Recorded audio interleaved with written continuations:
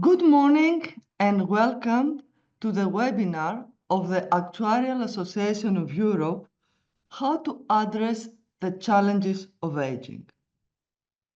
This webinar is the first of a series of 3 we have decided as Social Security Subcommittee in order to respond to the feedback we received from our Social Security Forum, how to the challenges, in fact, how to face the challenges facing Social Security in our times. In the first panel discussion of the forum, we focused on aging challenges and opportunities. And the topic that highlighted as the very first one from the participants of the forum was the impact of aging in the labor market, and more specific, the contribution, the employability of the older workers. The labor market, because of aging, is expected to decrease by 20% in the next 50 years. In simple words, the population structure from roughly 3 working age people per person of pensionable age, it is expected to become roughly 1.5 working age people per person of pensionable age.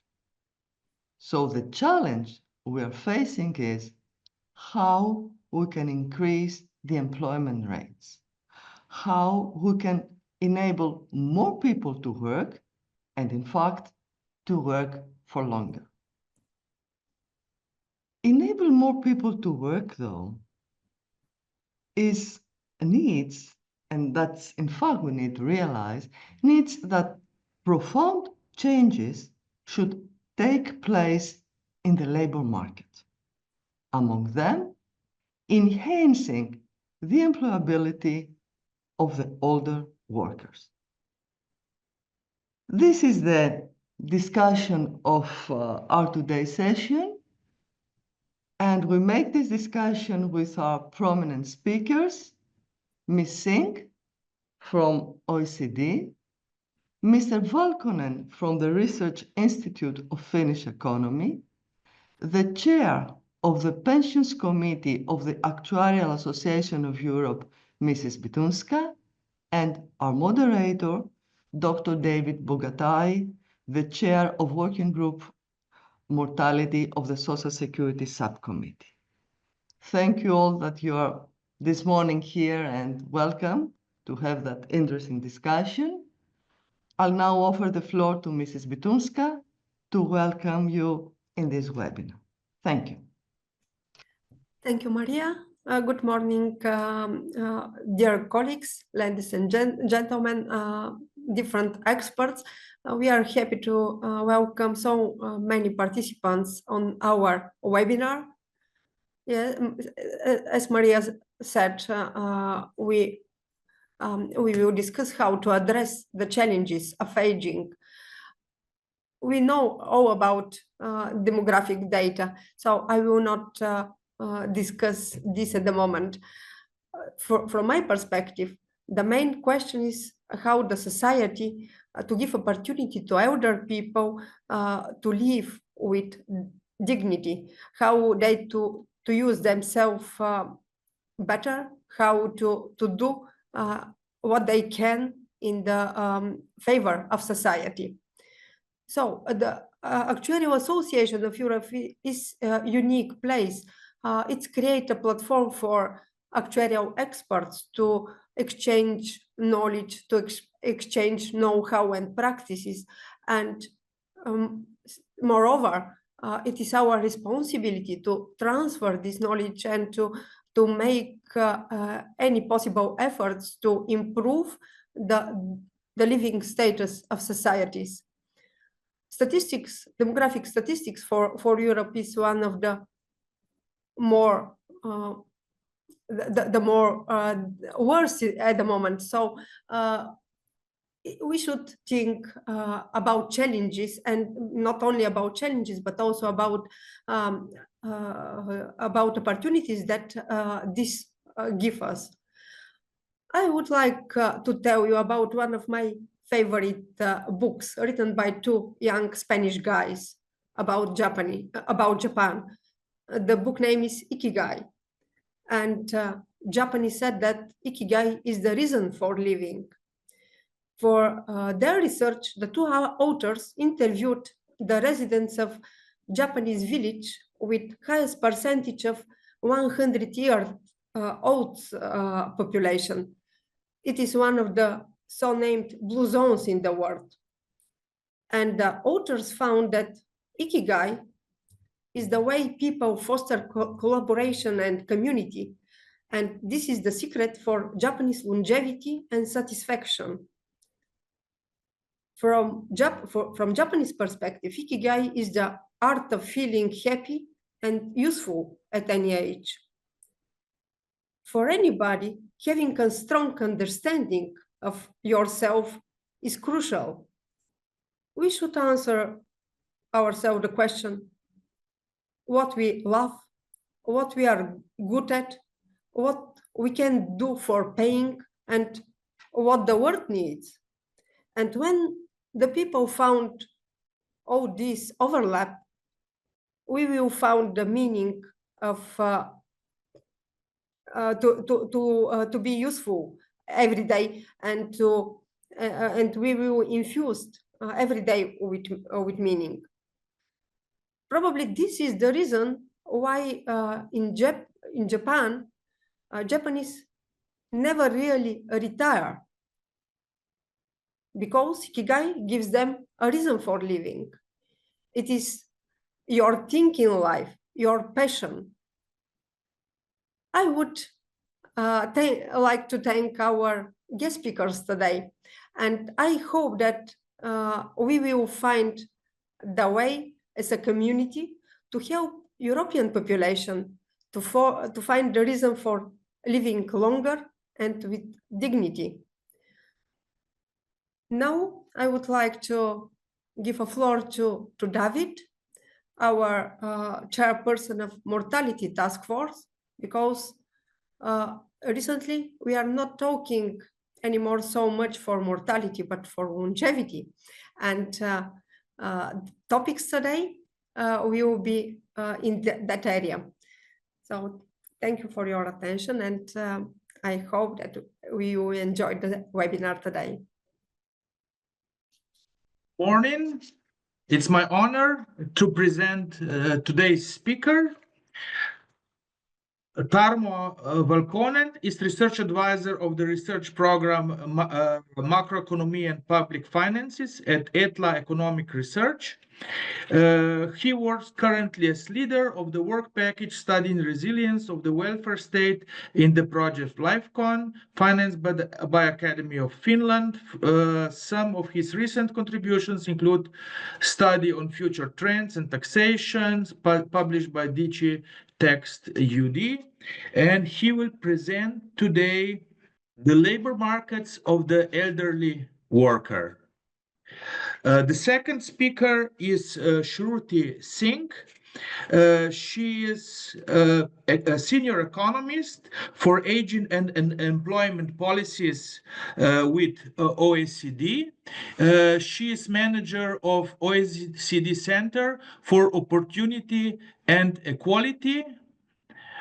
She's managing center work program, and she's coordinating horizontal work on inequality across OECD directorates, the development and implemented an effective outreach strategy for engaging stakeholders and the donor community, consolidating OECD standing as a trusted source of inequality analysis and policy advice.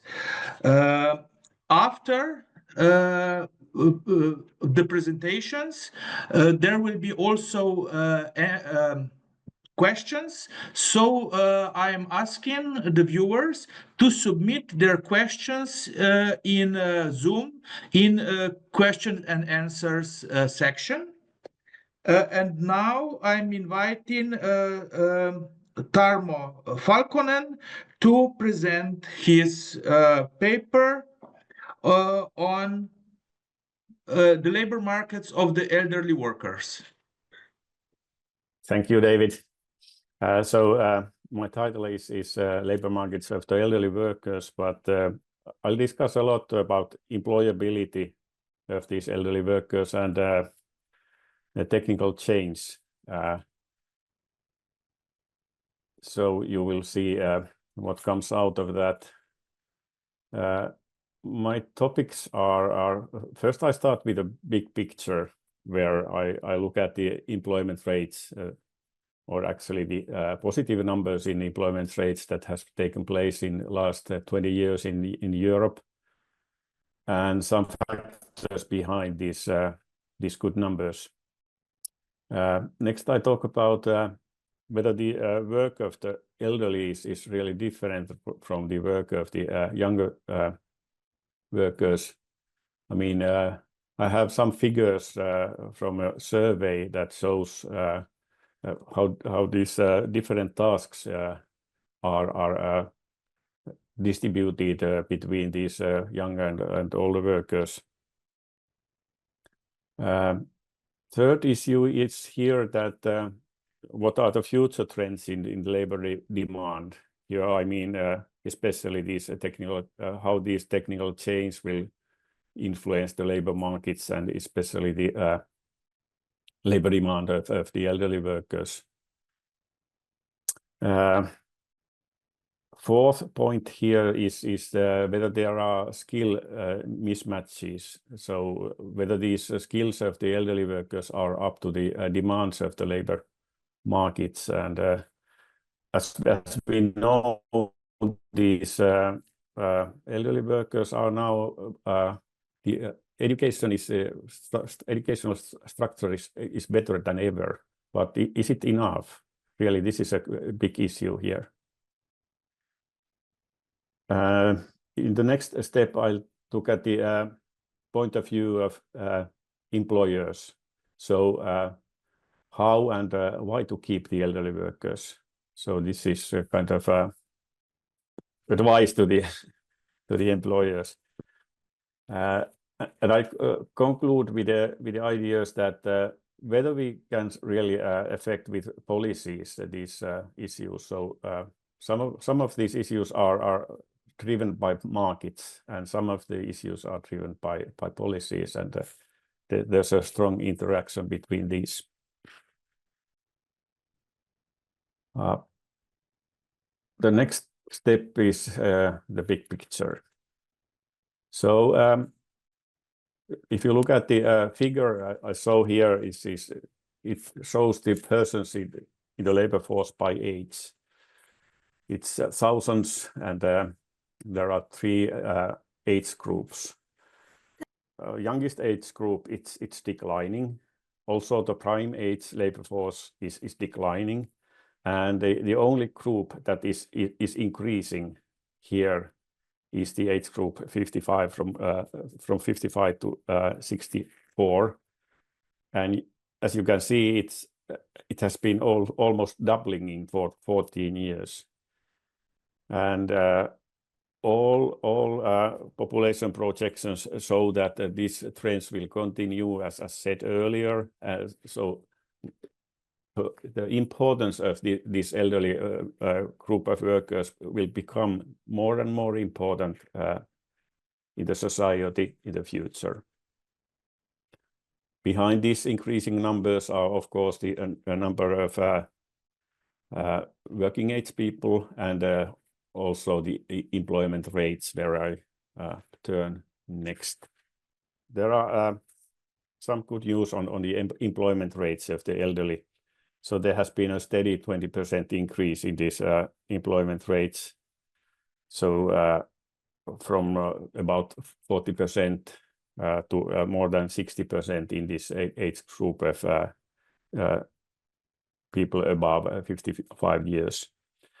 And the main issue here is that it has, or the background here is that people are having longer working lives. That means that they are continuing in their current jobs elder than they used to be, so they are retiring later. But finding a job, it's still difficult for the unemployed. So this is one of the issues that we should address in the future. There has been a lot of studies what factors could explain this increase in the higher employment rates, and one of the key issues is better education. There's also better health and workability, retirement age reforms, tight labor markets. Also, employers look at the proper retirement age as being higher than earlier. And of course, the change in the contents of work has changed a lot to help these elderly workers.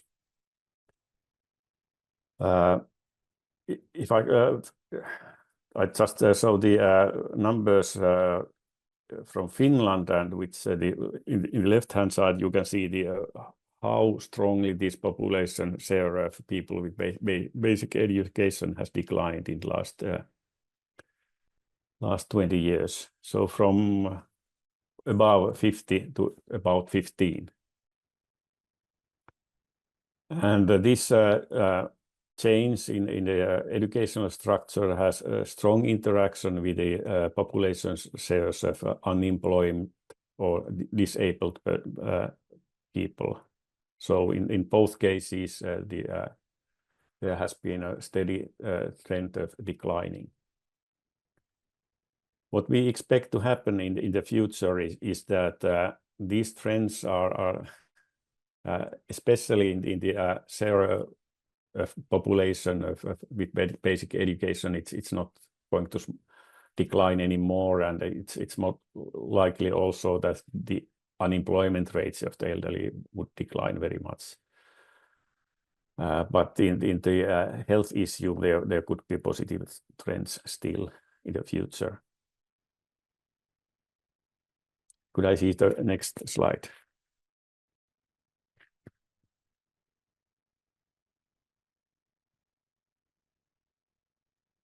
Yeah, this shows the outcome of retirement age reform that has taken place in Finland in 2017.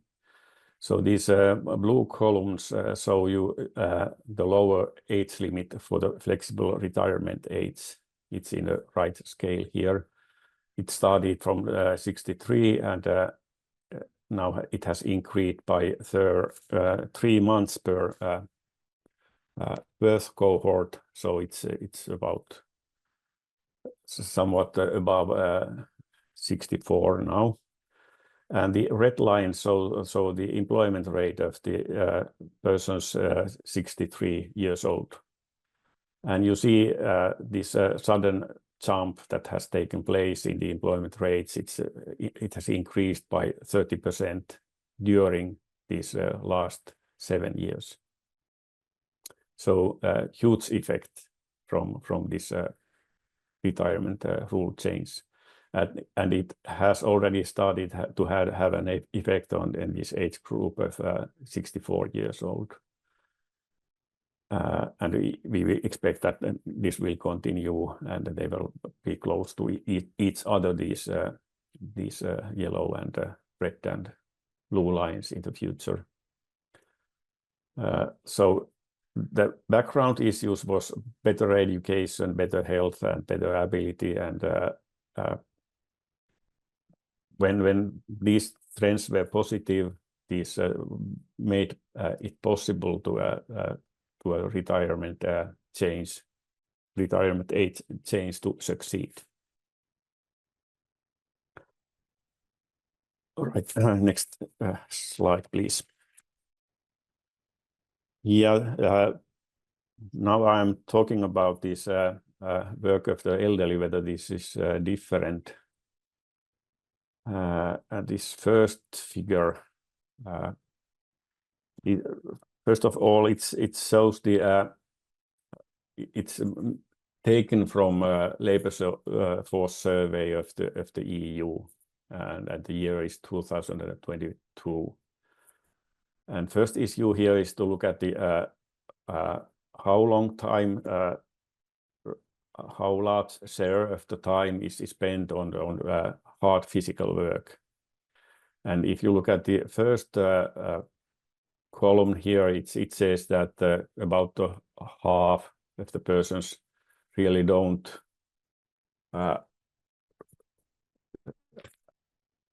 do hard physical work at all, and it's kind of surprisingly low share of the people that do that all or most of the working time. Of course, there are differences by gender, so men do that more than women. Older men do that less than the younger men, but a bit surprisingly, older women do that as much as the younger women. But still, the overall picture is that this hard physical work, it has been declining as a trend-wise, and it will continue to decline. And that's positive news for, of course, for the elderly workers. And in the next slide, there's a task of reading documents, and that's quite rare actually in this among the workers. So less than half of the people really read documents during their working time. And again, there's a slightly lower number of elderly workers that are reading them, but there's no big difference. Actually, most interesting thing here is to see that younger women are reading more documents than on average. And in the next slide, the task that I'm looking at is the working time spent doing relatively complex calculations. And here you can see that really people do, it's very rare to do it all or most of the working time. Not much differences, but the elderly workers again do that a bit less than the younger ones. And the next or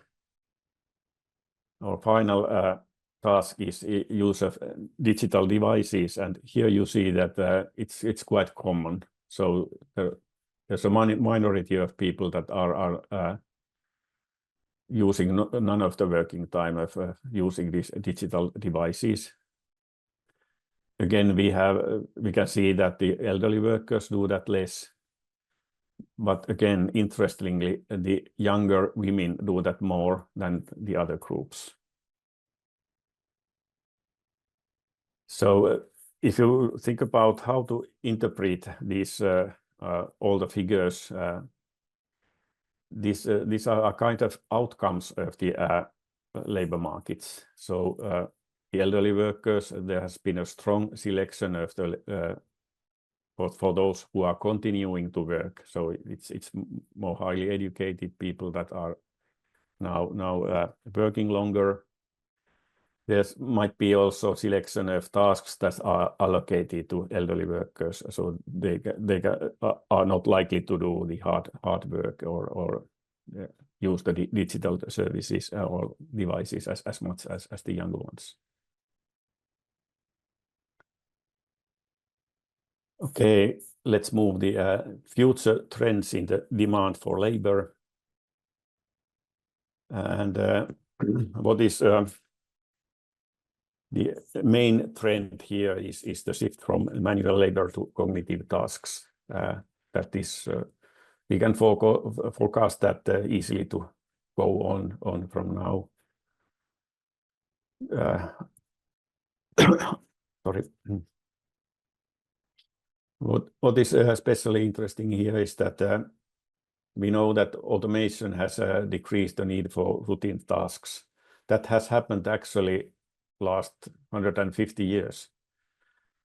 And if this development in automation takes place fast, it will have adverse effects on employment in the beginning. But if you look at the long trends, it seems that there's no market change in aggregate employment also. So there's no trend in or at least negative trend in the employment rates of the elderly workers. So we don't see any that kind of problems here. Another issue is the new issue is generative AI, which will have impact also in non-routine abstract tasks like programming, done less by the, of course, by the elderly workers. So we don't know yet how this, what kind of impacts there will be in the future. Depends on, of course, on the speed of the use of these new methods. We had a study at ETLA, which looked at the employment of the people that are dealing with ChatGPT. In the short term, there was no change in the employment for the people that were involved. So that's kind of positive news. I'll show later why this may be possible. The fourth observation here is that, of course, there was going a strong green transition. It will change from creation of clean energy to use of green energy in different purposes. But these skills are still needed, and the current supply is not keeping up with this increase in demand for the skills. And the last point here is what demography says about the demanded number of personnel in healthcare and old age care. So if you look at only the demographics, it says that the number will be potentially double unless there's a jump in productivity. So these, from my point of view, these are the driving forces that are shaping the overall demand in labor force and also affecting the elderly labor force.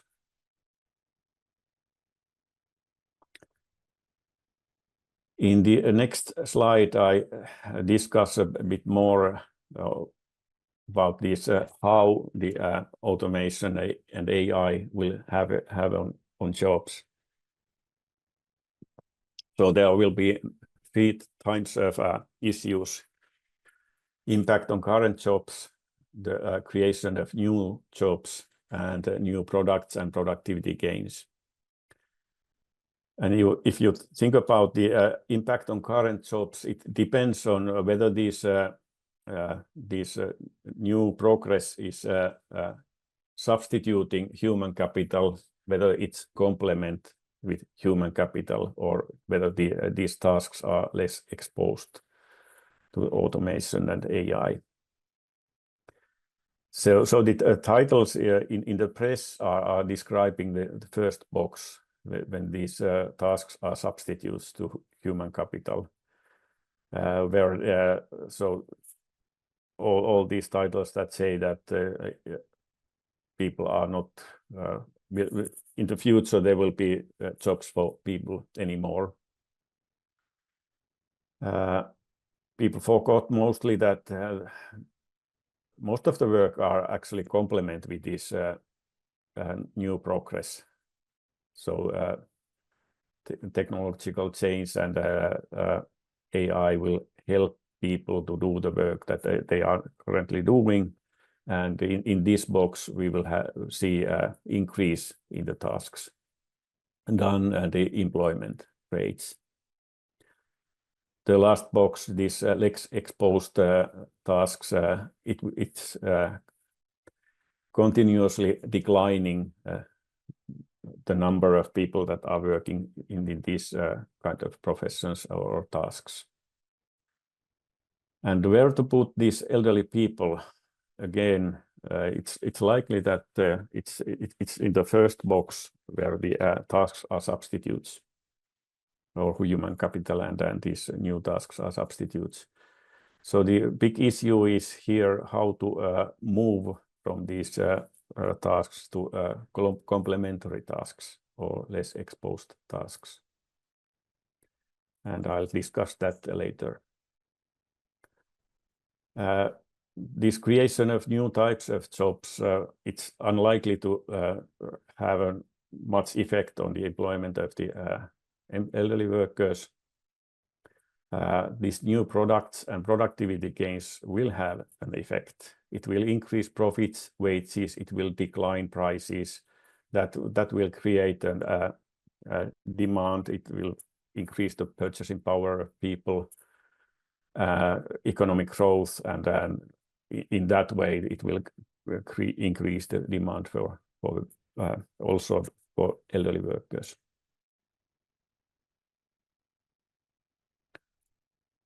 In the next slide, I just show that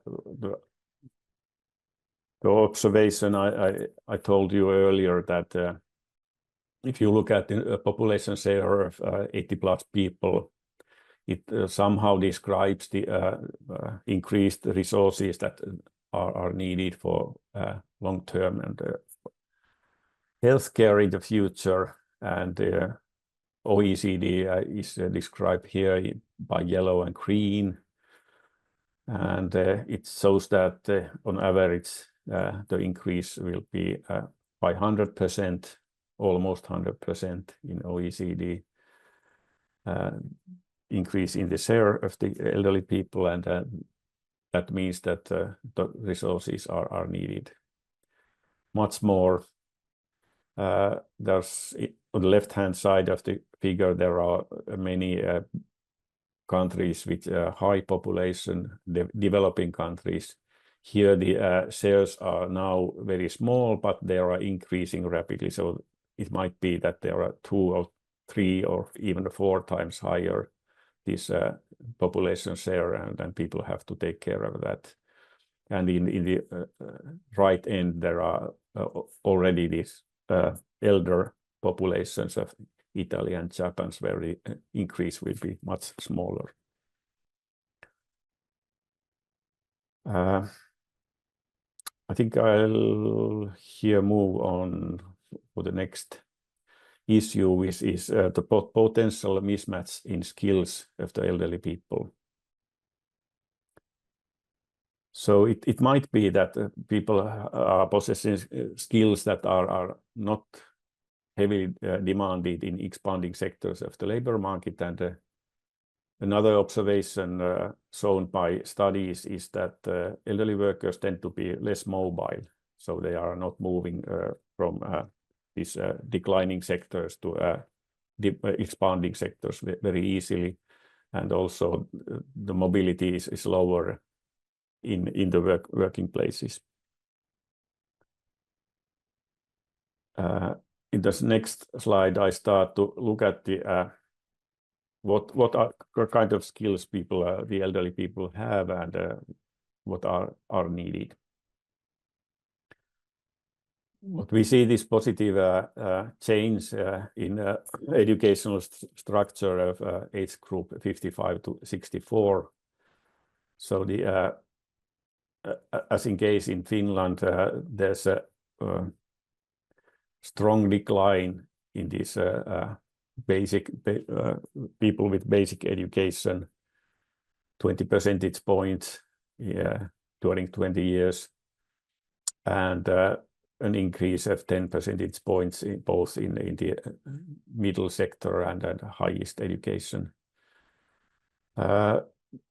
The pace of the change is quite rapid, but still for next 10-20 years, more educated would be needed. next slide shows results of survey of adult skills made by OECD. And this, you see the boxes of all the adults and youths. And this is measuring score points in average proficiency in literacy by age. And what you see is that the younger ones are better, but also that in societies where the changes or progress has been very rapid, the difference is much bigger between the older and the younger generations.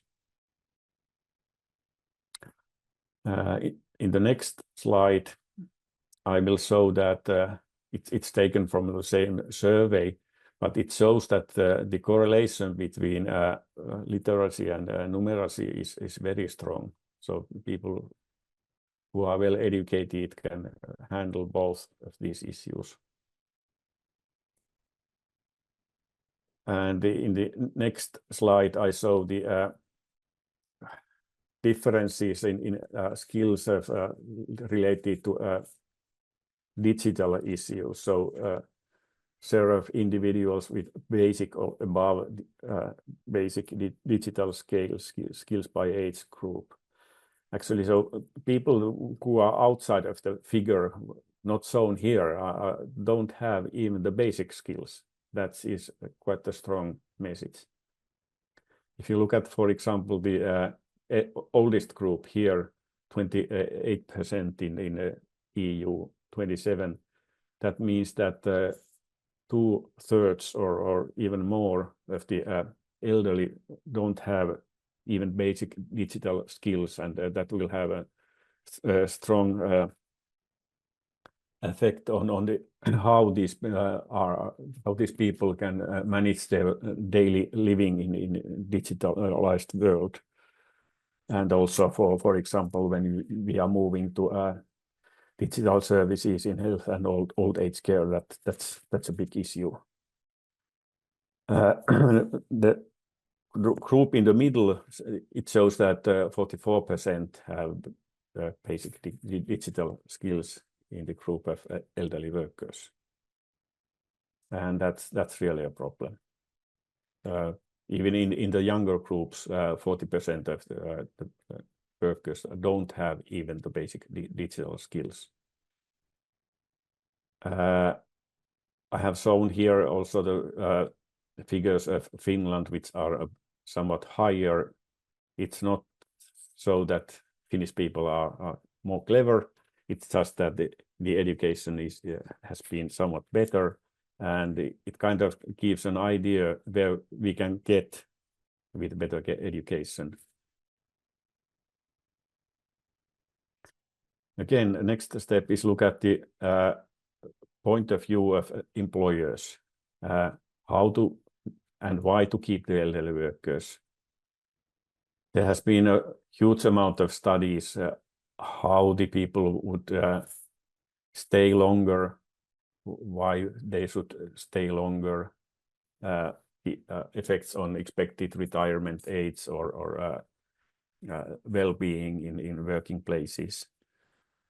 One of the latest research shows that remote work is actually good for elderly people, also with the people with disabilities, to re-enter the labor force or stay longer in the labor force instead of exciting work.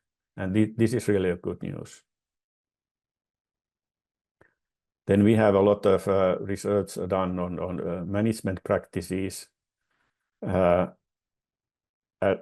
especially this new work done in Finland shows that the combination of employed provided training, teamwork, and information sharing are strongly related to expected retirement age. So individually, these practices are not so effective as when they are done at the same time.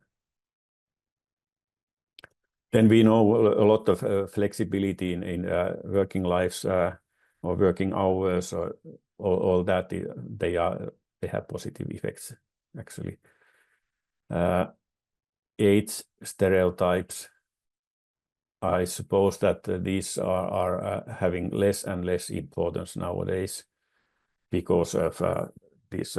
We have more experience of the capacities of the elderly people, and then these retirement age reforms have created new norms that people should retire later. And actually, in a Finnish questionnaire, there's the problem of age stereotypes was or people were answering that it's the younger generations that meet more these age stereotypes than the elderly. And of course, these working all over working conditions are important for the intenders to retire. So there is a lot of research. So it's not a question about what to do and how to do it. It's whether employers are interested in doing that. Next question here is why to keep the elderly workers. We know that there has been studies that show that in some cases the productivity of elderly workers is a bit lower, depending on the jobs and tasks they are doing. But these population projections show, as you know so well, that there will be more competition on workers, especially competition on workers is worsening because the larger share of the people are in public services in the future because of aging population. There's, of course, there's regulation and norms. For example, we know that in some countries there's this first in, last out type of norms that shelter the elderly workers, and also as reputation is important. We know from studies that balanced age structure in the workplace is good for productivity. We know that in these tasks where human capital complements automation, the elderly have experiences that really help. So, for example, I have heard about the issue of truck driving. So automation, it's kind of complementary work where we need both trucks and drivers. And in the future, trucks are driving themselves quite a lot. They have sensors that are seeing better, hearing better than the elderly drivers. But we need the experience of elderly drivers to be there because of the circumstances that are complicated, and they are used to deal with these.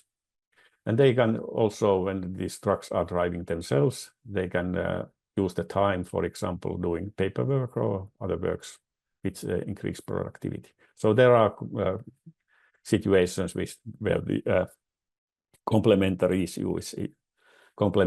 issue is important. In the next slide, I touch upon very shortly this why elderly workers stay longer. We know that some of the workers must work longer because they have so low pensions. Social contacts are important. The ability issues are important. The contents of the work are important. Higher yield for educational investments actually means that if you are have longer education, your working life is shorter if you are not continuing your work or retiring later. And of course, these, as I said earlier, the retirement reforms and especially increases in retirement age have been very effective from during these last decades. Monetary incentives like increase in accrual rates have not have the effects that was expected. Next is I'm concluding. So there has been a lot of changes in the nature of work. I connect this with the kind of market solutions. So there has been changing in industry structure. For example, there's much less work in the agriculture or industrial production nowadays. It's services that dominate. Also, actually, services dominate also in the industrial production nowadays. A lot of changes in professions, a lot of changes in tasks that have been done, and all that has happened without guidance from policies. They have enabled the elderly to remain in the workforce longer, but there has been also interaction with the with sections that or factors that are affected by policies. These are like better education or sorry, these retirement reforms. The next next observation here is what we should do with these future skill mismatches. And I can see at least 3 possible solutions. First of them is increase education of the elderly workers, to reallocate the tasks so that these tasks can be done by the elderly workers, or the mobility of workers to better or to places where the work corresponds to the skills of the elderly. And as I said earlier, this mobility is a bit difficult issue. Reallocating of tasks it's about decisions of the employer. Education and training, well, this is an issue. If you look at, for example, the basic digital skills, there will be need for them also during the late working years, but also after that. So what I would suggest is that the society would participate at least the financing of the education and arranging of it when it comes to, for example, digital skills. We know from the studies that flexibility is essential for elderly workers, includes working hours, remote work, and contract work that is normally done after you retire. What is also important here is that from the point of view of employers, there are interventions or practices that are not perhaps effective in a way that these employers would benefit from these interventions or practices. And you can't just expect that these employers will perform these interventions. So it's crucial to find kind of ways to handle these situations that benefit both the workers and the companies alike. In the next slide, I just show some sources, references, and you will have these slides afterwards, so you can look at these then. And finally, I thank you for your attention. Okay, and apologies for the complications. Thank you for your presentation. Now I'm inviting Shruti Singh. She will present the active aging key challenges, lessons, and good practices, challenges and opportunities in an aging workforce. Shruti, the screen is yours. Okay, there we go. Well, first of all, thank you so much for the invitation. It's really a great pleasure to be here today. and share some of the key research and work that we've done in the OECD for, I would say, several decades now. Population aging, as you know, is not a new phenomenon. It's something that public policy and international think tanks, including the OECD, has started to work on it some, let's say, 3 decades ago.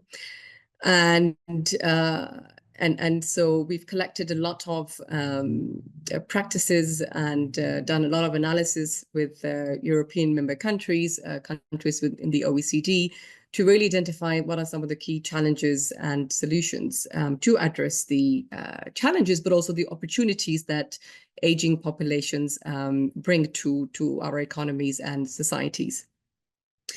So what I would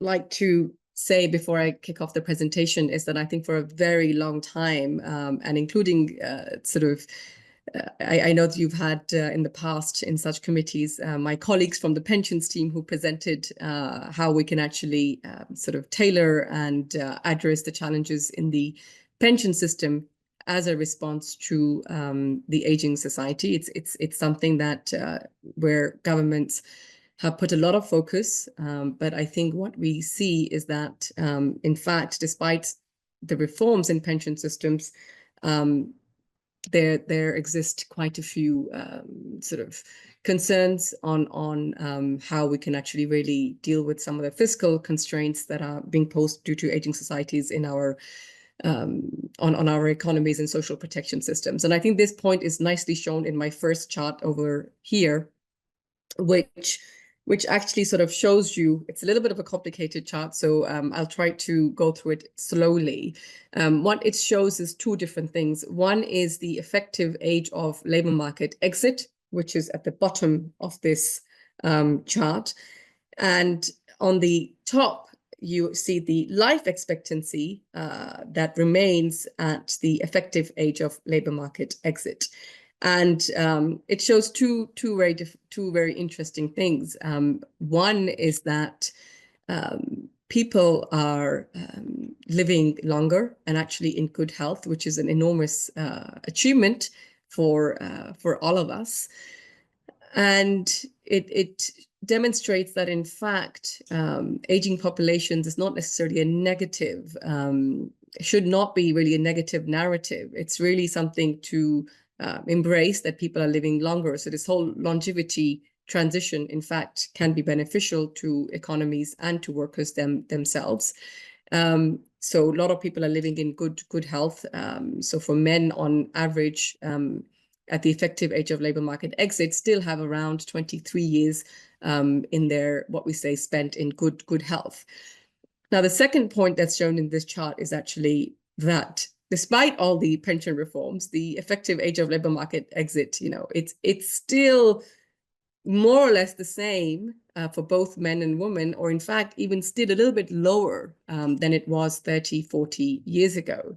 And so there's really a divergence in terms of how much people have the capacity and the potential to stay in the labor market, but yet they still seem to be retiring or leaving the labor market very, very early on. So there's really quite a lot of potential for both public policy, businesses, and all different stakeholders to actually bring these people into the labor market and make sure that they have the right health to age in a healthy and a productive way, to ensure that they can actually contribute economically. Now, as I mentioned, that people are living longer, so that's definitely a good positive trend. But at the same time, what we know is that this trend is occurring with falling fertility rates. Fertility rates have plummeted from around 3.3 in 1960s to 1.5 in 2022. And so as a result, we see that relatively large cohorts of people that were born in the 2 decades just after the World War II are being replaced by smaller cohorts. And this is really shrinking the working age population, which is shown in this chart. So the working age population on average in the OECD is will shrink on average by 11%. And in some countries, like in Italy, and Japan, Korea, and Spain, there's a huge contraction, which these countries are expected to see declines in around about 50%. And you can see Finland, not as drastic as some of these other OECD countries, but still quite substantially would also be affected. And maybe I take a moment to say here that I do tend to show Finland as much as possible, but the idea of the presentation is really to give you this international perspective and challenges that Finland is facing, but also, of course, these challenges are faced by lots of other OECD countries, and there's much to learn from each other. Now, the fall in working age population, the labor force decline, of course, it's a challenge in itself, leading to a lot of labor force shortages in the labor market, as we know, which were exacerbated following the COVID-19 pandemic. But the second consequence of these labor force declines is that we're expecting, if we don't change any actions in public policy or change the way business and employer practices can adapt to more diverse or age diverse workplaces, then in fact GDP is expected to decline because of lower labor input, but also the fact that perhaps some older workers, not all, might experience some falls in productivity, but also they're expected less to be participating in the labor market. And so this really jeopardizes or risks jeopardizing the living standards that we've achieved in Europe and OECD economies for several decades now. And so these projections, just to say that these are based on the assumption that actually nothing is being changed, that we take those, so on the baseline scenario that actually nothing else has changed. And of course, again, I think this is a positive message in some aspects that actually this is a situation which we can change and we can turn around, provided that we take the right actions by all different stakeholders.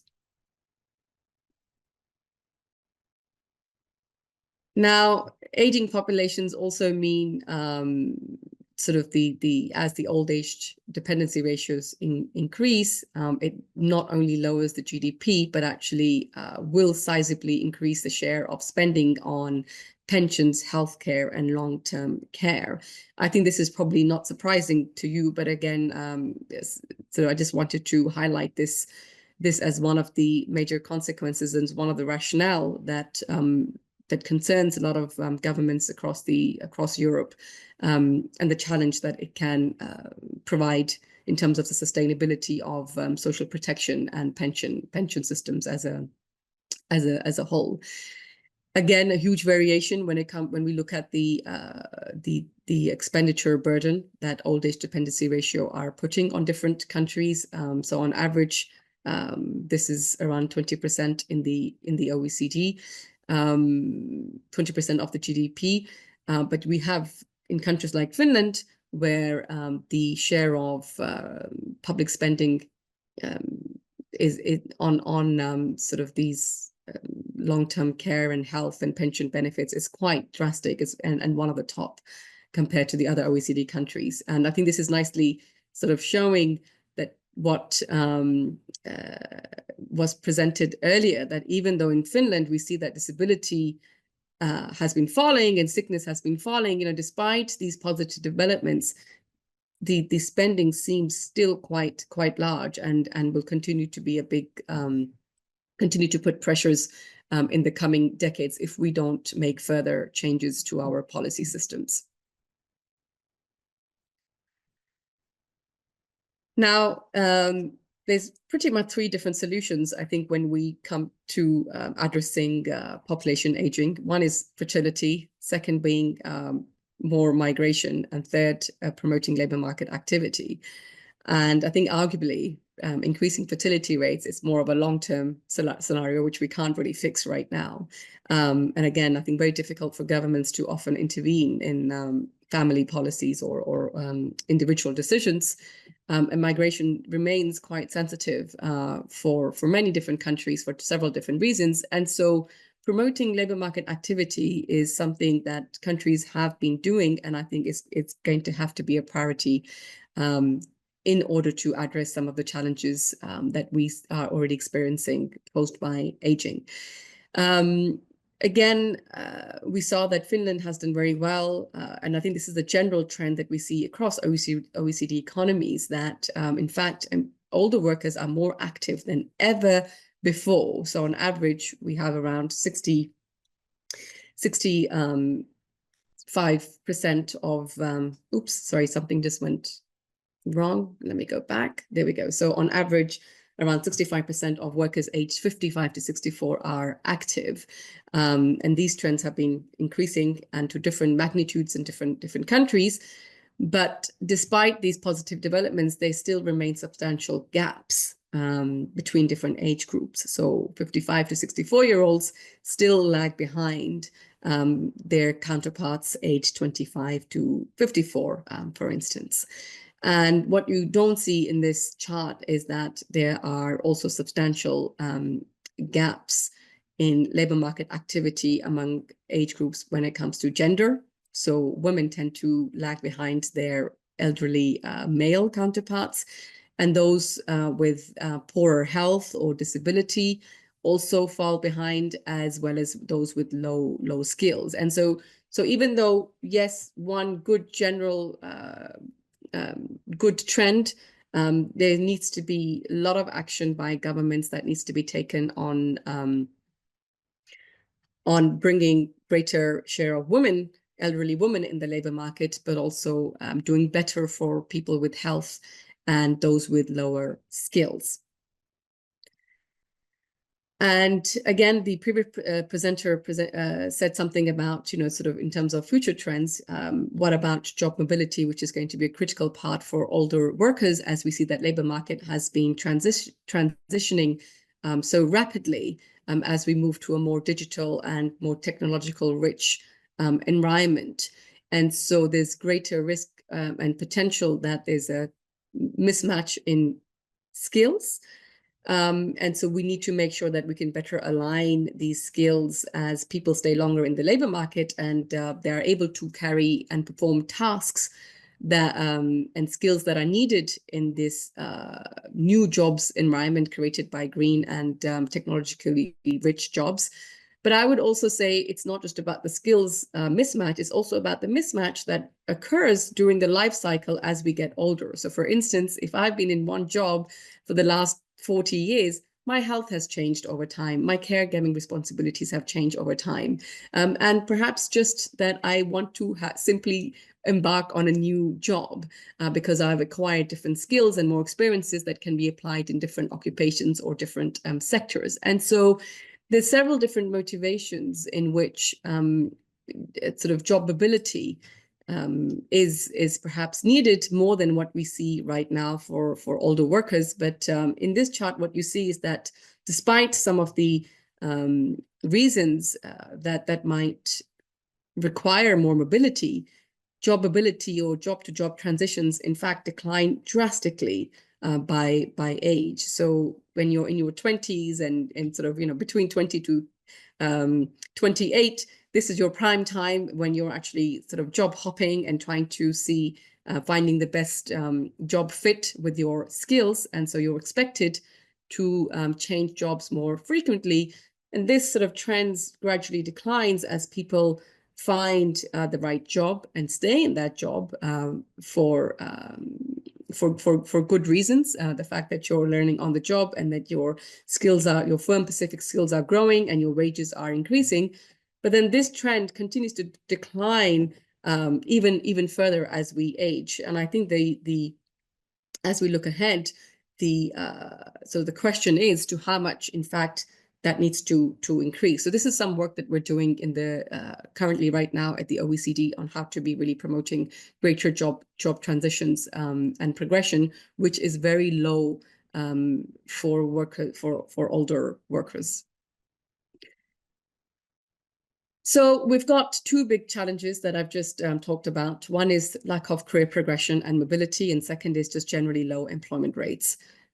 How can we improve these, and what are the barriers? What really holds older people behind or limits their participation for older workers? So I'd like to spend a few minutes going through these barriers.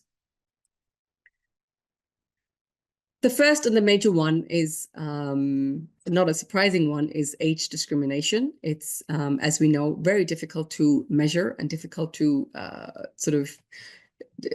really quantify. But we know it's there, and a lot of survey evidence suggests that many mid-career and older workers often face discrimination when it comes to hiring, promotion, and their training.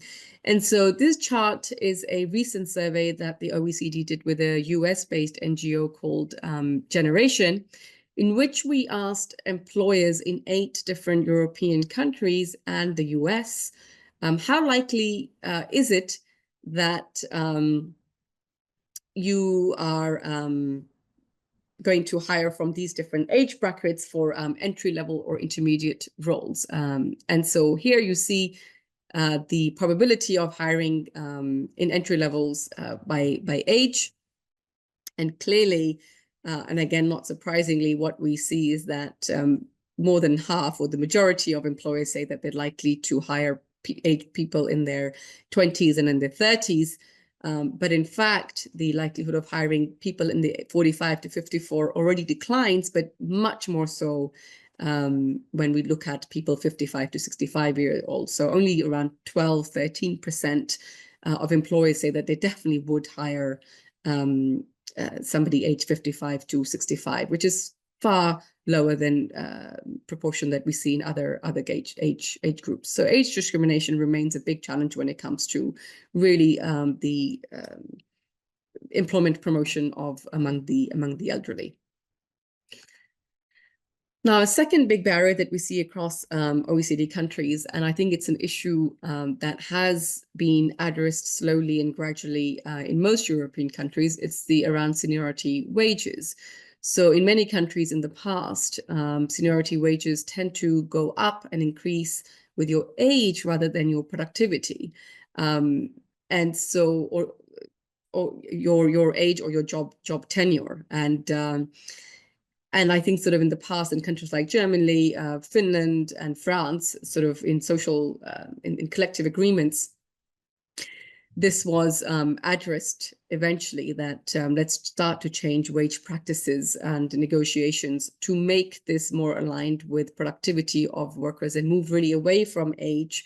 But even then, we see that they still remain to a certain extent, including in Finland, and they tend to really hinder the hiring and retention of older workers. So in this chart, we see that in countries like Japan, and I know Japan was mentioned earlier, even though they do well when it comes to employment rates, seniority wages seems to be a big issue, where the wage growth is still expected to grow around 10% depending on your job tenure rather than your productivity. So it really has a negative impact on your hiring.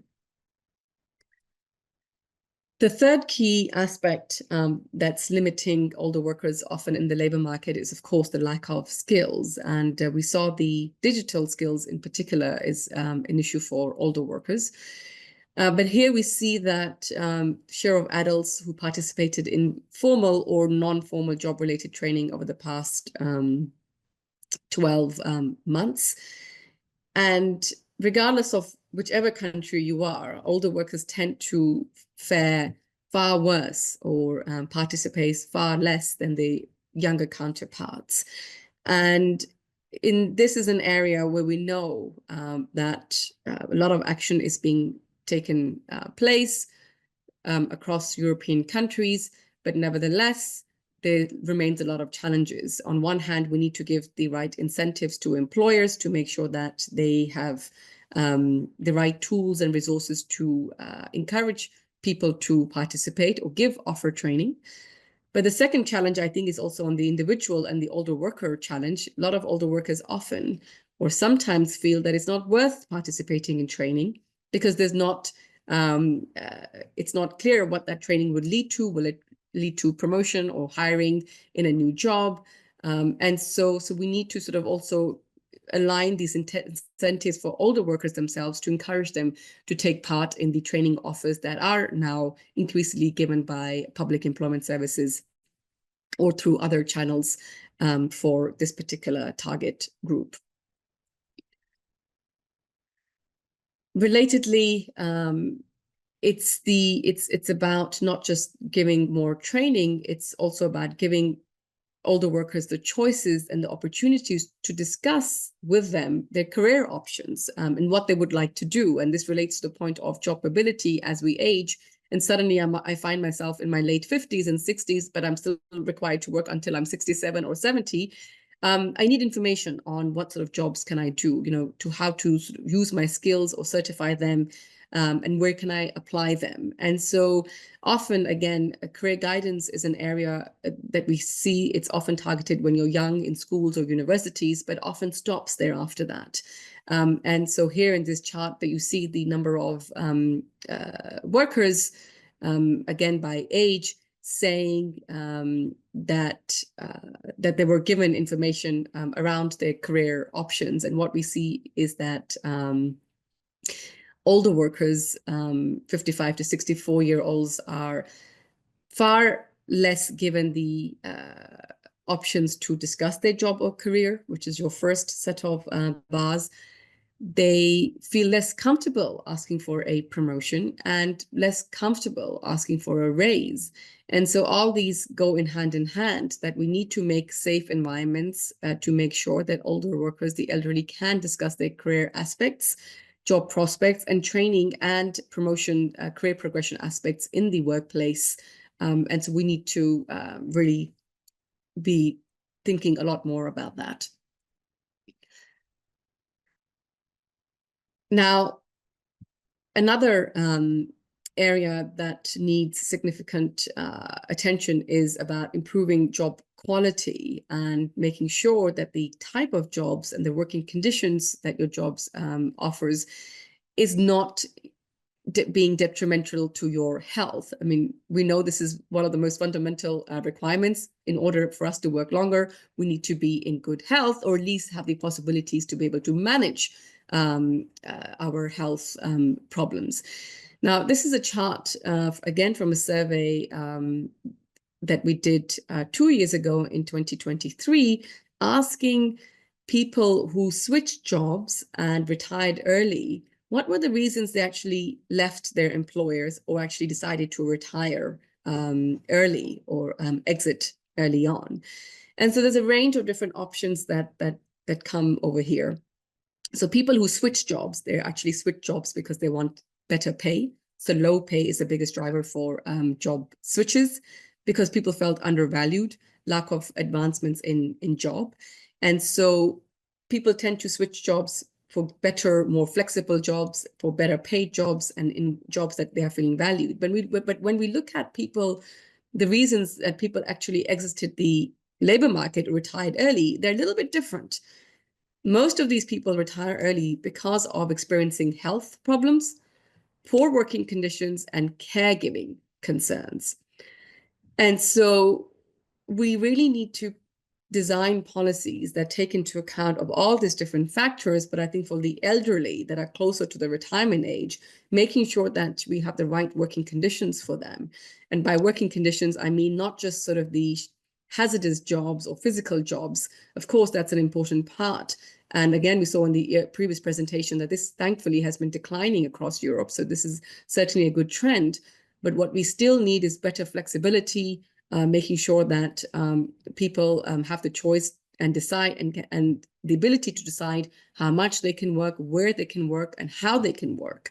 And so these remain all very important aspects of your job quality, and the extent you're able to sort of, reconcile your caregiving needs. And I think, again, when you're in your late 50s, it's not just sort of about taking care of your younger sort of grandchildren, etc., but it's also about taking care of your elderly parents who are living longer. So these are some of in a nutshell, some of the barriers. Now, what are some of the potential solutions and good practices that we've been collecting over the years, which I'd like to share a little bit with you now? So the OECD, first of all, I'd like to say that we've created what we call an age-friendly agenda, and this really focuses on 3 key pillars. One is around rewarding work and later retirement. Second one is about encouraging employers to retain and hiring older workers. And third one is about promoting employability through working lives. Now, I'm not going to spend too much time on rewarding work and later retirement. I think this is an area that's probably familiar to the audience here today. But what remains and where further action is needed is really encouraging labor demand. Here we're talking about tackling age discrimination, making sure workers have the right incentives to stay on in the labor market, the fact that we provide good age management policies to retain older workers. And the last one is really about the employability and making sure that people are, aging in a healthy way and have the right skills and capacities to remain in the labor market. So these two areas I'd like to spend a little bit more time on in the remaining presentation. Just very quickly on the first pillar, it's, while pension retirement ages and pension ages have been going up, I think a key challenge that remains is really about making the pension systems more flexible, offering more flexible forms of retirement.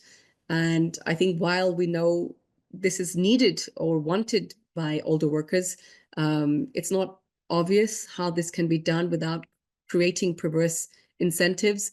And so we know in some countries, for instance, like Austria and Germany, phased retirement offers are given to workers.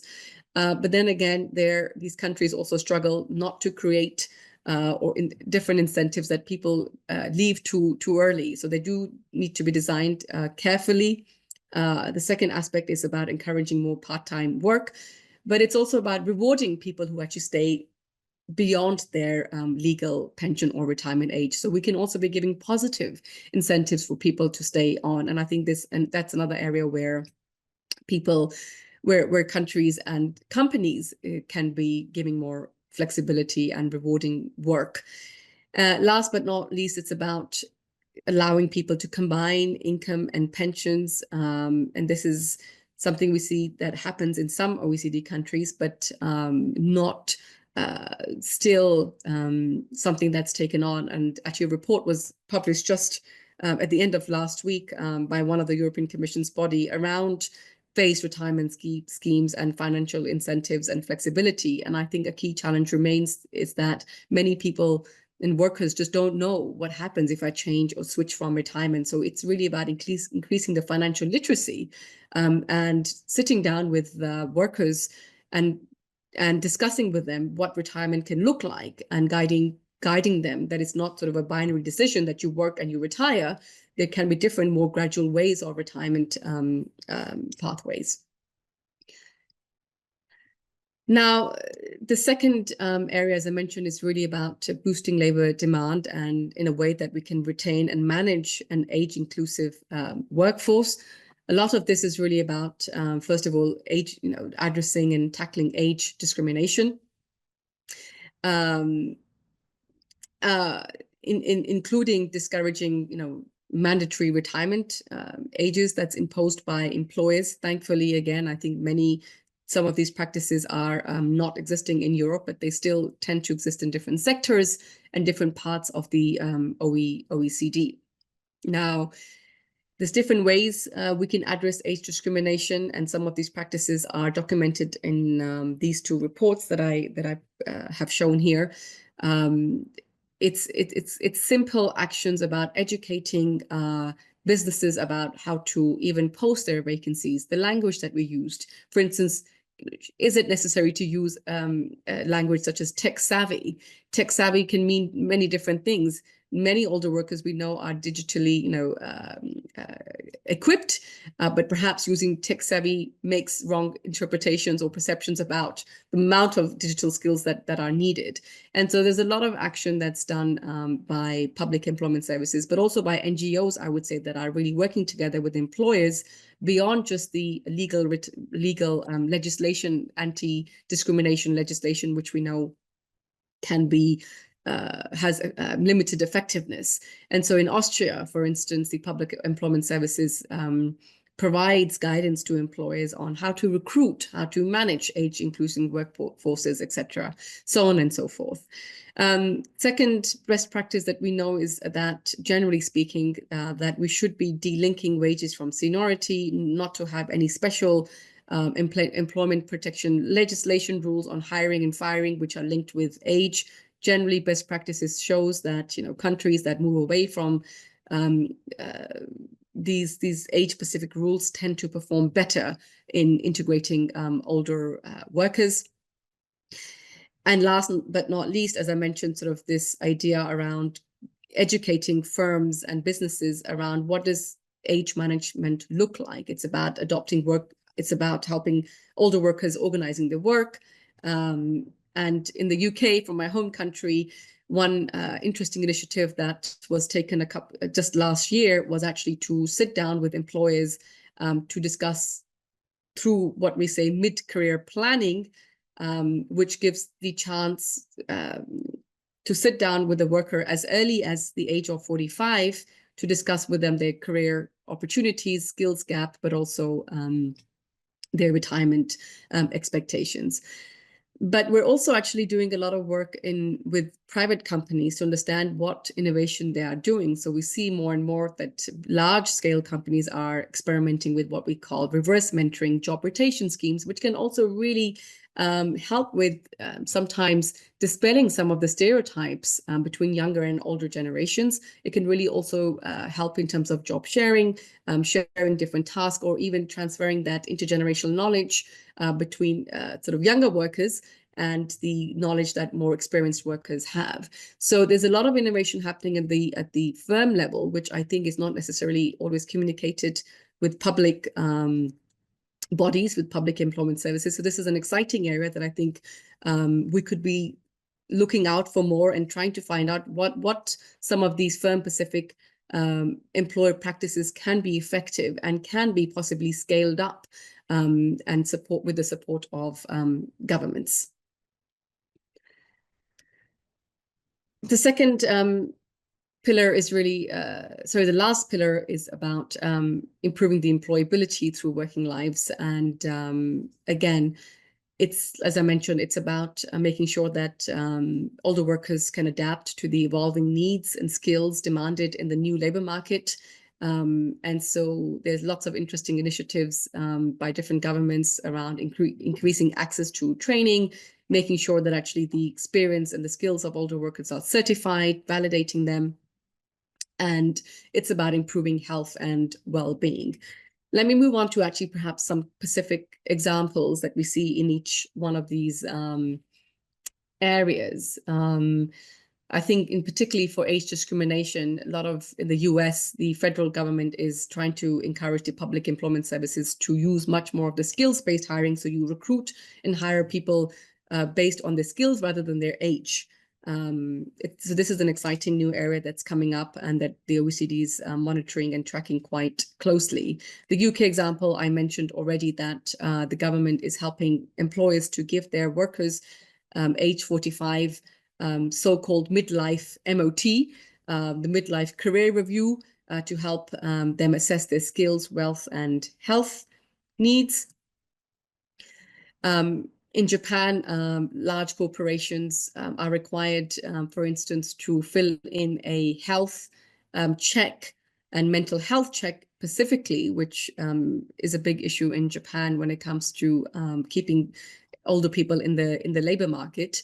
And in Australia, there's very interesting initiatives around giving individuals over the age of 45 support into transition into new jobs that are created by the green and the digital economy. So I'm not going to go too much into detail because a lot of these examples are to be found in the reports that we've published. So if you're interested, please, I would encourage you to browse through these. And really in a similar vein, we've worked with some private companies, interviewed the HR and their CEOs to really understand some of the age management programs they have created. And so Schneider Electric have put together a very interesting program called Designing the Last Mile of Your Career.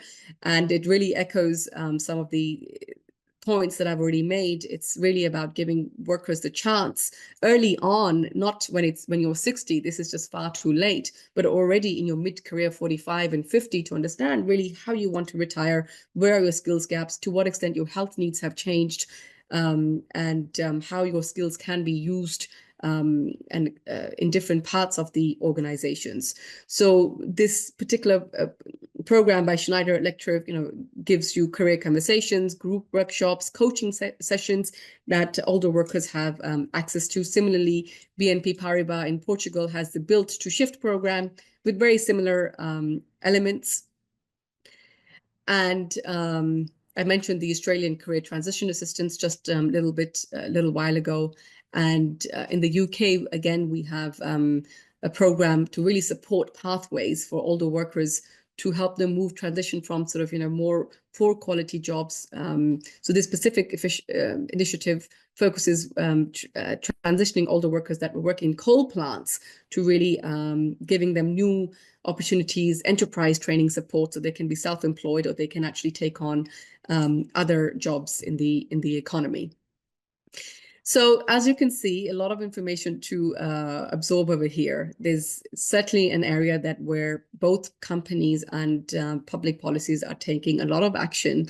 But again, I think it's about making sure that these good practices are shared and tailoring some of these initiatives that we have, training, for instance, to make sure that they are accessed by older workers, and making sure that we have the right working conditions in order for older workers to stay longer in the labor market. So with that, I would conclude and look forward to the Q&A sessions together with Tarmo as well. So these are a bunch of reports here. You can see my contact details should you have further questions. Thank you very much. Thank you for your presentation. Now we are moving to questions and answers. First, I would ask Maria Economou to ask a question. Yes, first of all, thank you very much for your very interesting presentations. A lot, I would say, became even more clear because enhancing employability of older workers,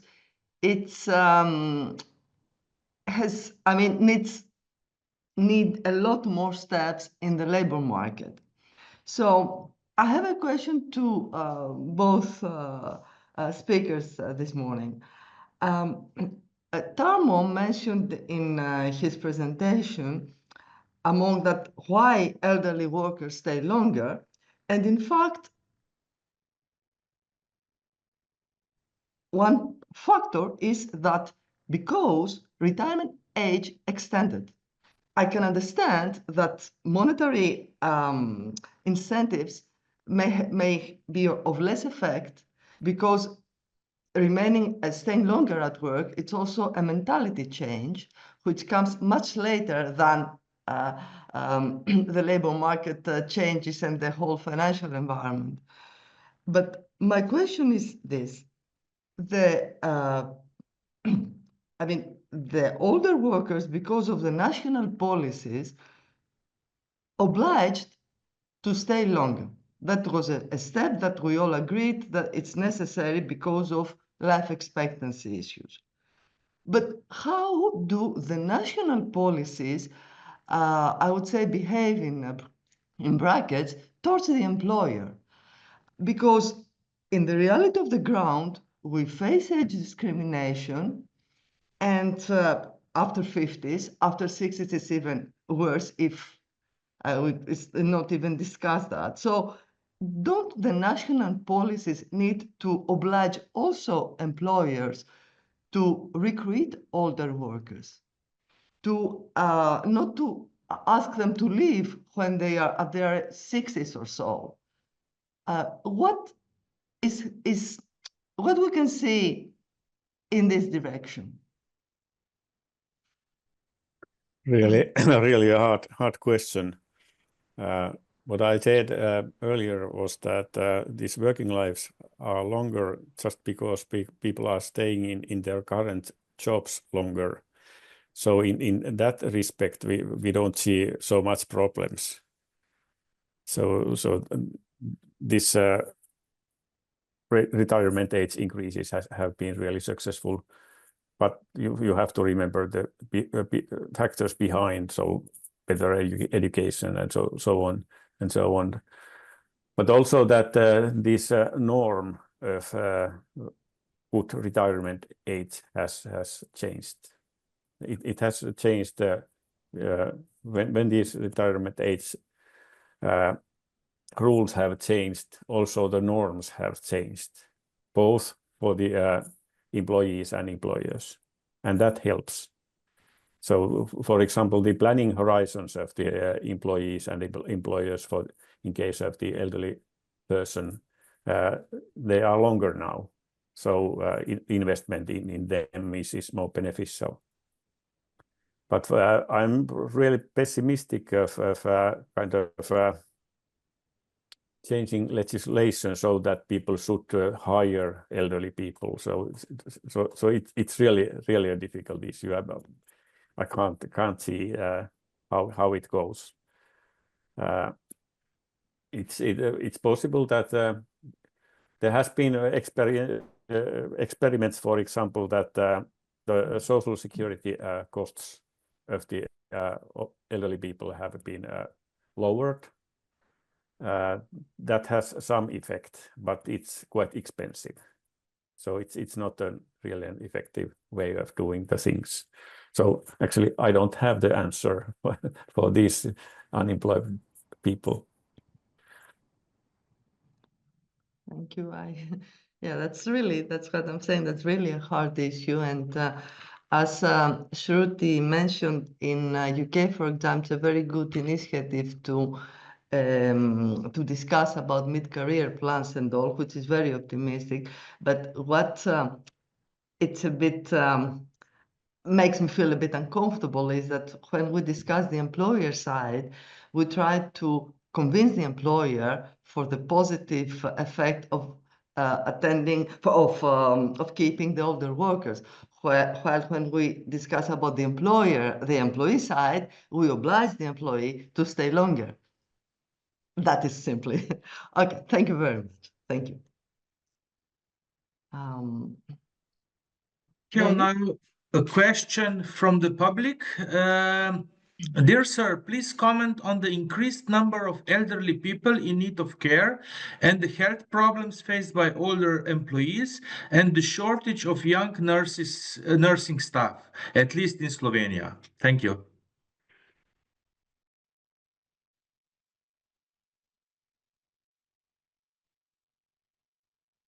Well, this is a difficult issue because we see those trends taking place all over the Europe, at least. So lack of nursing staff, for example, it's common, and it's becoming worse even when these smaller cohorts are coming in the labor force. There has been, as you know, there has been also a recent decline, strong decline in fertility rates, and the effects of that will come later, but they are really big ones. What happens to the elderly people when they need care? That's not a solved problem. As I said, it depends very much on how do you have organized the old age care, actually, whether this is done at home or in institutions. The care in institutions is much more expensive. So people are really trying to do that, avoid that. What else? Tarmo, maybe I can just add a point. I mean, I think when it comes to the labor market, the fact that there's such a huge demand for the care of elderly people, this really has a direct impact on the labor market participation. Because if we don't get the long-term care system right and design it well, it means, I think the biggest risk that I see, for instance, is that again, on one hand, economies have done so well in integrating women into the labor market, But as the demand for elderly care need, typically this is the kind of work that women end up doing more than men. And so we really are at risk that actually a lot of these trends that we've actually successfully been reversing come back again, because women don't have time to take, for work, because they have to take care of elderly parents, etc. And so I think here, again, coming back to one of the points I was making in the presentation, is that the flexibility needs to be provided both from the legislation point of perspective, and again, it's an area where we see governments taking action, but also business have to and must change and give more flexibility. Of course, we know COVID-19 already changed this a lot, and so there's the share of workers doing teleworking and remote work has really increased. But still, when we look at some surveys, older workers would like even more flexibility than what they get right now. And it's also about making sure that people have the right tools and resources to be able to telework. And I think this goes both for older people and for younger people. I think some of these aging implications are not just for older people. It's really about managing young and old together, because the challenges are quite similar when we talk about these policy changes. So, for instance, if there's a young worker who has a very small studio in Paris, I'm in Paris, and they would like to come to the office. They don't want to telework so much. So, it's they get isolated, lonely perhaps. And same for older people. Some of them can be lonely at home, or they don't have the right IT equipment, and they need more support to actually make sure that they can work through this IT and tools, etc. So we need additional support to make sure that this flexibility can work, and it's actually good for the worker and for business at the same time. Thank you. I have another question for you.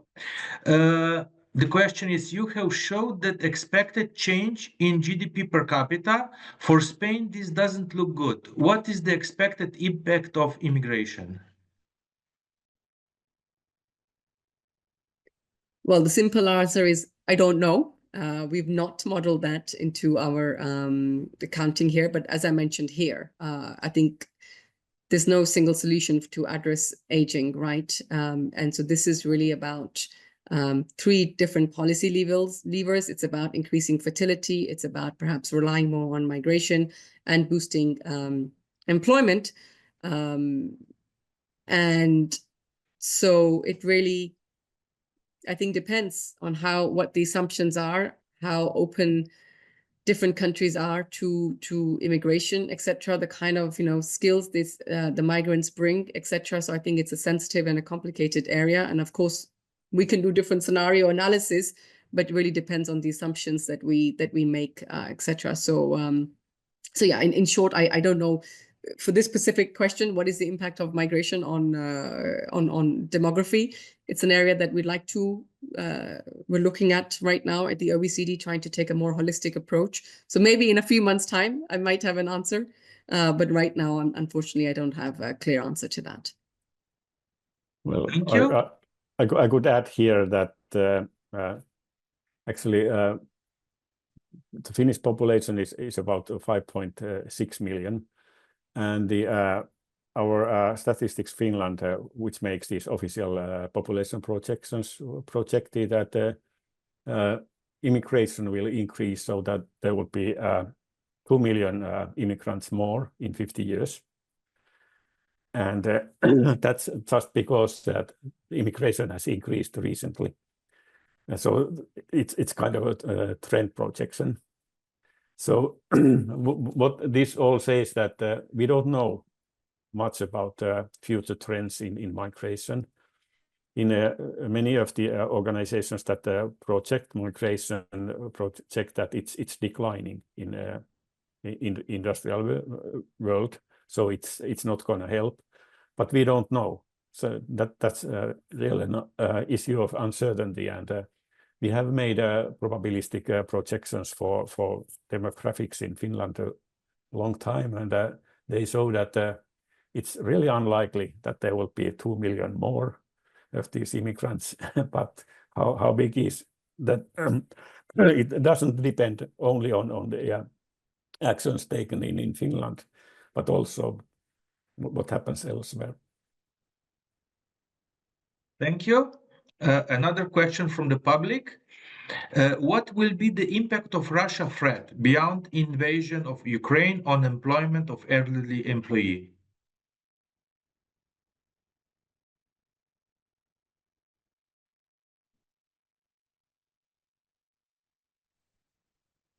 I mean, I think this is something that you're probably seeing in the media right now. I think one question that concerns all of Europe, of course, is the fact that we only have limited expenditure. And a lot of that is going into social expenditure right now. And I think the risk is that expenditure on social services and social policies, including training and skills and education, and really large parts of our society, is at risk of being reduced as we try to respond in different ways. And so I think there's a real risk, of course, very uncertain, but I think sort of the balancing of social expenditures would look probably very different from now until 5 years time. And that, I think, is not only going to impact the employment of elderly people. Of course, yes, they are maybe even more likely to be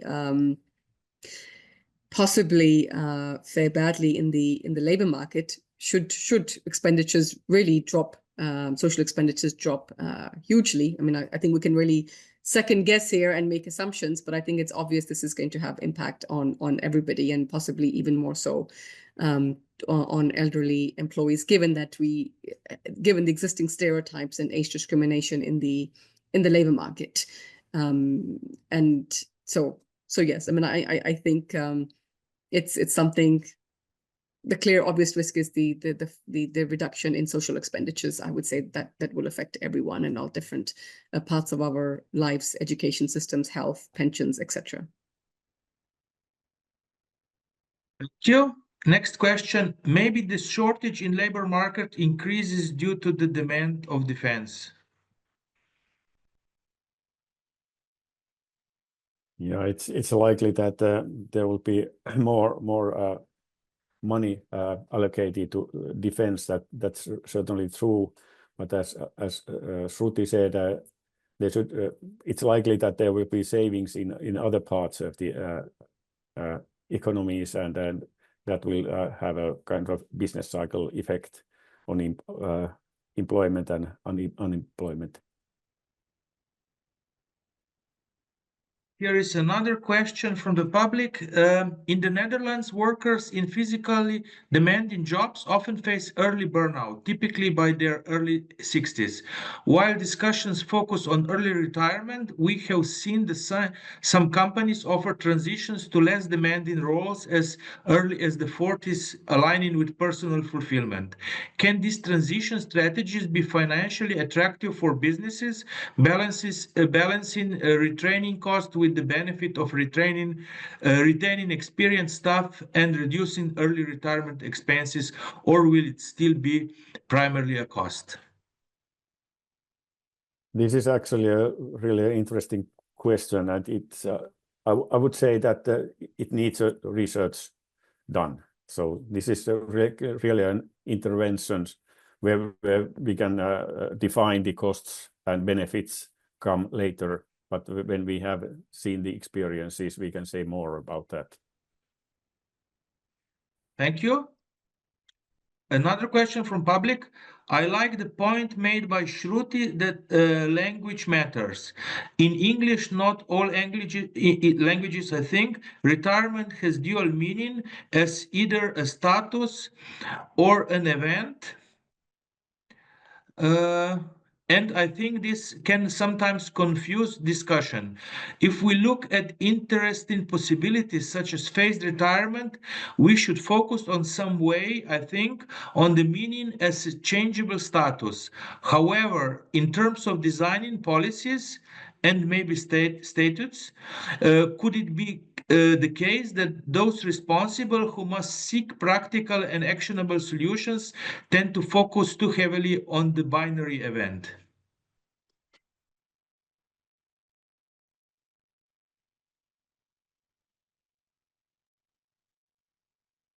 Maybe I can start, and Tarmo, you might want to share the Finnish experience in particular.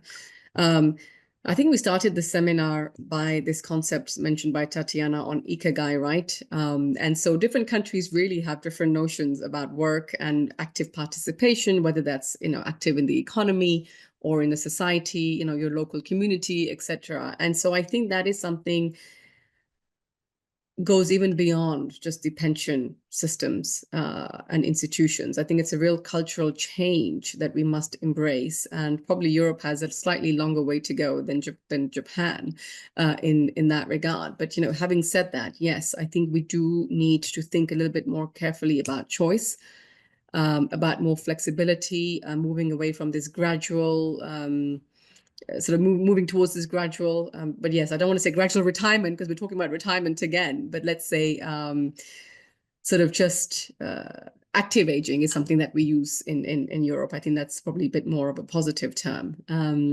But I think some of these choices are not easy because flexibility also means getting wage cuts. You know, individuals must be prepared for that. You know, I think if you look at Japan, you're in your 70s and sort of working in a local community, you're not going to be getting the same pay as you were in your full-time job in your peak career.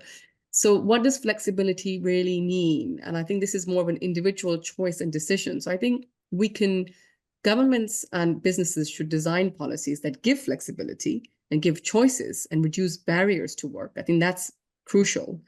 But I think the choice elements needs to be on the individual themselves. What does flexibility mean? It means lower pay, but more leisure time, more time with my kids. I think so. These expectations of maybe getting the same wage, even when you're in your 70s, it's not right. And I think we're not quite there yet as individuals and also as a society. So it's something that we like and we promote, but I think it's not easy how to really do it. And like I said, I think what policy can do is reduce the barriers, give flexibility, and hopefully give people choices to make their own decisions that suits their own circumstances, both whether that's physical or personal. But yes, I mean, I think already we have moving ahead, we're moving away from aging populations to longevity, which is already, I think, very positive narrative that's taking shape everywhere, including in Europe. And so I think we need to be looking much more from a positive angle as a whole when we discuss these demographic shifts in Europe. Thank you. Now I have one question.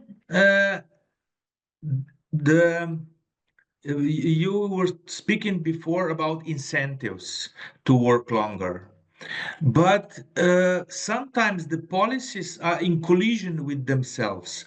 Like in Slovenia, we have incentives, so you get bonus, you get higher pension if you work past retirement age, but at the time you cannot draw on full pension. So, and this is disincentive, and then people calculate by themselves what is better financially for them. What do you think? Should policies or should pension schemes allow drawing on full pension and working or not? We have in Finland, we have a flexible retirement age. And during these years, you can draw full pension and then get also full wage. And actually, it's so that when you have a progressive, very highly progressive income tax schedule, working a little aside of the pension is good for your earnings. I mean, they are not very much taxed, and that creates really an incentives. But we used to have such a situation that you couldn't work at all if you wanted to have a pension, and that was really a restriction that affected people's working lives. So people above 65 were not working at all earlier. Now they are doing that. What about your opinion? So it's the government should have the same policies as Finland, so to allow people to work and retire. Yeah, it's of course it's positive.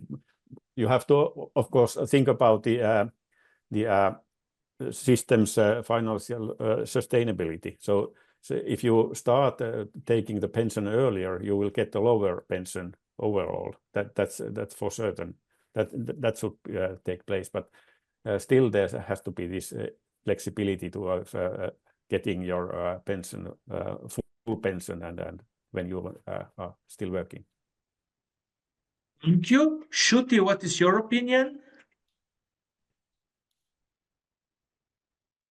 Well, I think you need to speak to the pension teams at the OECD, Hervé, who you know both well. He probably has a lot more stronger view on all this, but I think I agree with Tarmo that you need to get the incentives right. And I think most pension systems, have got the sort of, they have the right incentives such that Tarmo just described, drawing an early pension is going to sort of, reduce your pension amounts later on, etc. But I think we could be moving towards about combining work and pensions together, right? That was one of the points I had mentioned. But I think one thing that we're forgetting, it's also about there's this inequality aspect, so some of these intensives will work for positively, maybe for people in the lower part of the earnings, but maybe not so much for the higher skilled or those who have good pensions and maybe, I think those choices vary quite differently depending on who are we actually talking about. And so we have to also think about